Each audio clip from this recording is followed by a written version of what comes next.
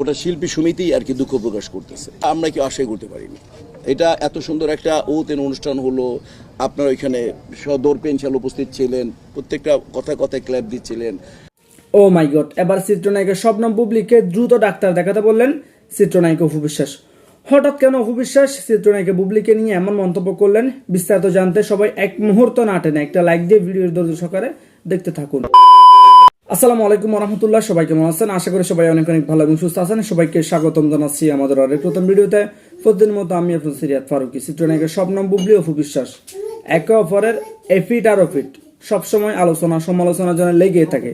এবার সম্প্রতি চিত্রনায়িকা শবনম বুবলিকে উদ্দেশ্য করে চিত্রনায়িকা অপু বিশ্বাস প্রথম আলোতে এক ইন্টারভিউতে বেশ কিছু চাঞ্চল্যকর তথ্য উঠে এসেছে। হঠাৎ করে চিত্রনায়িকা অপু বিশ্বাস বুবলিকে দ্রুত ডাক্তারের দ্বারস্থ হতে বলেছেন। কেন তিনি এমন মন্তব্য করলেন, চলুন আমরা প্রথম আলো দেওয়া তথ্যের মাধ্যমে একটু বিস্তারিত দেখে আসি। ইতিমধ্যে আপনারা দেখেছেন প্রথম আলো হেডলাইন তেমন ঠিক, ওনার মনে হয় ডাক্তার দেখানো উচিত।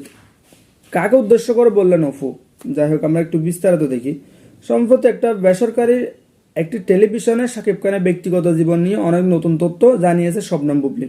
ঢাকায় ছবির এই আলোচিত চিত্রনায়িকা শাকিব খানের সঙ্গে তার সম্পর্ক নিয়েও কথা বলেছেন সাক্ষাৎকারে। আচ্ছা, একবার তিনি বলেছেন, আইনগতভাবে আমি এখনো শাকিব খানের বৈধ স্ত্রী। আবার বলেছেন, আমি শাকিবের সঙ্গে কোয়ালিটি টাইম পার করি, আমাদের সন্তান অনেক সময় সেই সুযোগটাও করে দেয়। আচ্ছা, শাকিব খান সম্পর্কে বুবলি এসব মন্তব্য নিয়ে মুখ খুলেছেন অপু বিশ্বাস। তার হাতে রান্না করা খাবার শাকিবের পছন্দ। শাকিবের ডায়েট, ওজন কমানোর বিষয়গুলো সম্পর্কে বুবলি গণমাধ্যমকে দেওয়া বক্তব্য প্রসঙ্গে বলতে গিয়ে হেসে দেন অপু বিশ্বাস। হাসতে হাসতে তিনি বলেন, শাকিবকে নিয়ে তার এত মন্তব্য আমি বাসা হারাচ্ছি, আবেগে আপ্লুত হচ্ছি, আমি কি বলবো বুঝতে পারছি না। আচ্ছা, বেশ কিছুদিনের ধরে শাকিবের ব্যক্তিগত বিষয় নিয়ে মন্তব্য করা নিজের প্রচারের নতুন কৌশল হতে পারে বলে মনে করছেন অপু বিশ্বাস। আচ্ছা, তিনি বলেন, এই যে উনি শাকিবের একের পর এক হাড়ির খবর দিচ্ছেন, কিন্তু আমি কোনো হাড়ি খুঁজে পাচ্ছি না, কিন্তু মজার খবর পাচ্ছি তার মুখ থেকে। এ ব্যাপার আর কি বলবো, ওনার মনে হয় ডাক্তার দেখানো উচিত।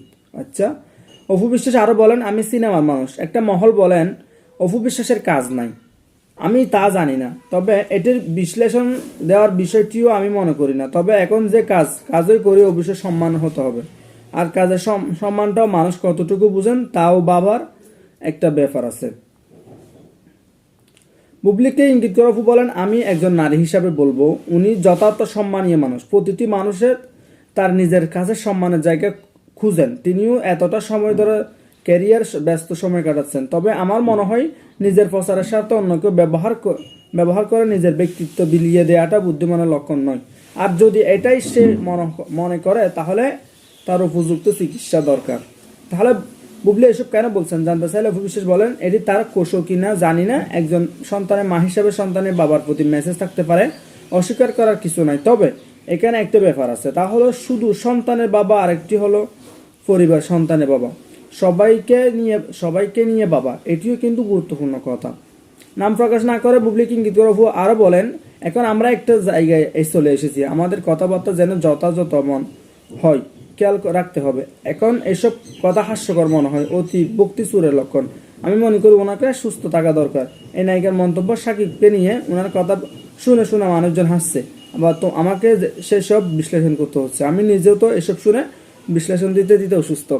তো আমরা ইতিমধ্যে দেখলাম চিত্রনায়িকা অপু বিশ্বাস বলেছেন, শাকিব খানকে নিয়ে যে মন্তব্যগুলো করতেছেন বিভিন্নভাবে, তিনি ইন্টারভিউতে এসে শাকিব খানের ব্যক্তিগত জীবন নিয়ে তিনি কেমনভাবে সময় কাটান শাকিব খানের সঙ্গে, হ্যান ত্যান, এগুলো নিয়ে অপু বিশ্বাস বলতেছেন যে মূলত তিনি তাদের যেহেতু এখন একটা ক্যারিয়ার গড়ে উঠেছে, তারা স্ট্রাগল করে যাচ্ছেন, বুবলি তার এই মুহূর্তটাতে এসে তিনি তার নিজের প্রচারের জন্য যাতে শাকিব খানকে ব্যবহার না করে সেই উপদেশে দিয়েছেন চিত্রনায়িকা অপু বিশ্বাস। এর পাশাপাশি অপু বিশ্বাস আরো বলেন, অর্থাৎ তাকে চিকিৎসকের পরামর্শ দ্বারস্থ হতে বললেন। তো যাই হোক, এই বিষয়টা নিয়ে আপনাদের কি প্রতিক্রিয়া দ্রুত কমেন্টে জানিয়ে ফেলুন। যারা আমাদের চ্যানেলটিতে একমত হন চ্যানেল সাবস্ক্রাইব করে সাথে থাকবেন। তাহলে আমরা হঠাৎ করে কেন খেপে গেলেন মিশা সওদাগর, সে ভিডিও ফুটেজটা একটু দেখিয়ে আসি। গোটা শিল্পী সমিতি আর কি দুঃখ প্রকাশ করতেছে। যে সাংবাদিক ভাইরা আমার আহত হয়েছেন কালকে, তাদের চিকিৎসার ভার এবং তাদের ক্ষতিপূরণের ব্যবস্থা করবেন। কোনো কারণ দর্শানোর নোটিশ ছাড়াই তাদের সদস্যপদ স্থগিত করা হবে। প্রিয় ভাই ও বোনেরা, গতকাল যে অনাকাঙ্ক্ষিত ঘটনা, অনভিপ্রেত ঘটনাটা ঘটলো, এটার জন্য গোটা শিল্পী সমিতি আর কি দুঃখ প্রকাশ করতেছে। এটা আমরা কি আশাই করতে পারিনি।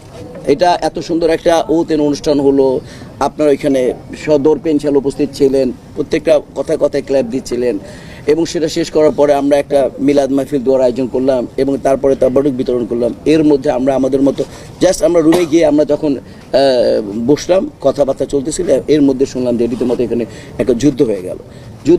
এখানে আমাদের ম্যাক্সিমাম সাংবাদিক ভাইরা প্রচুর আঘাতপ্রাপ্ত হয়েছে, যেটা আমাদের লিস্টের সমস্ত কিছু আছে।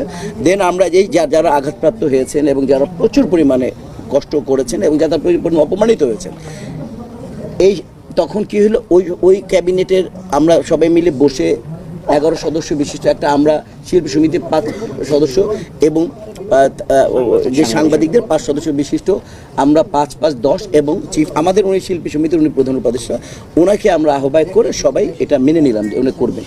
তো আমি শুধু এটুকু বলতে চাই, আমরা সবাই মিলে যে সিদ্ধান্তটা আপনাদের সবার কথা অনুযায়ী যে দাবি দেওয়া ছিল সেগুলো আমার আহ্বায়ক বলবেন। 23 তারিখে সাংবাদিকদের সাথে শিল্পী সমিতির কিছু সদস্যদের মধ্যে যে অনাকাঙ্ক্ষিত ঘটনা ঘটছে, এটার জন্য যে তদন্ত কমিটি গঠন করা হয়েছিল, সেই তদন্ত কমিটির প্রধান হিসাবে আমি বিএফইউজে, ডিউজে, ডিআরও, বাচসাস তাদের সবার সঙ্গে আজকে বসে আজকে আমরা কিছু সিদ্ধান্তে উপনীত হয়েছি। আমরা সবাই ঐক্যমতে গিয়েছি যে শিল্পী সমিতি যে সাংবাদিক ভাইরা আমার আহত হয়েছেন কালকে, তাদের চিকিৎসার ভার এবং তাদের ক্ষতিপূরণের ব্যবস্থা করবেন, এটা প্রধান পয়েন্ট ছিল।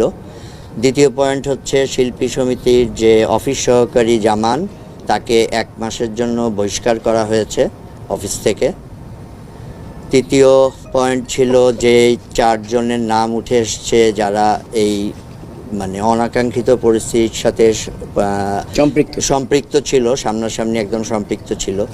জয় চৌধুরী, তারপরে আলেকজান্ডার, শিবাশানু আর সুশান্ত, ফাইটার সুশান্ত। তো এর মধ্যে 3 জনকে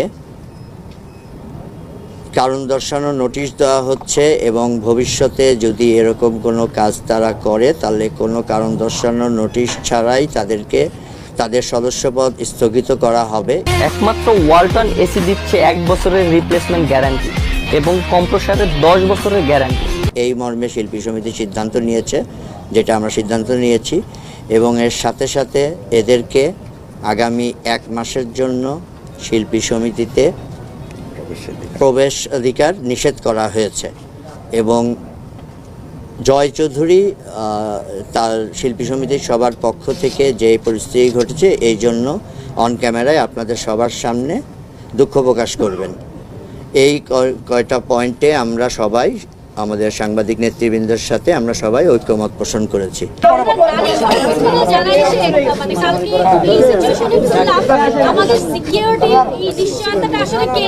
এই সিকিউরিটি নিশ্চয়তা নিয়ে এফডিসির সাথে কথা হচ্ছে।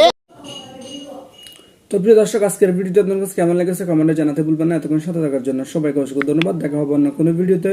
যারা আমাদের চ্যানেল নতুন সাবস্ক্রাইব করে সাথে থাকুন, যারা পেজে নতুন আছেন পেজটি ফলো করে সাথে থাকবেন। ভিডিওটি ভালো লাগলে সবাই শেয়ার করে দিবেন। দেখা হবে অন্য কোনো ভিডিওতে।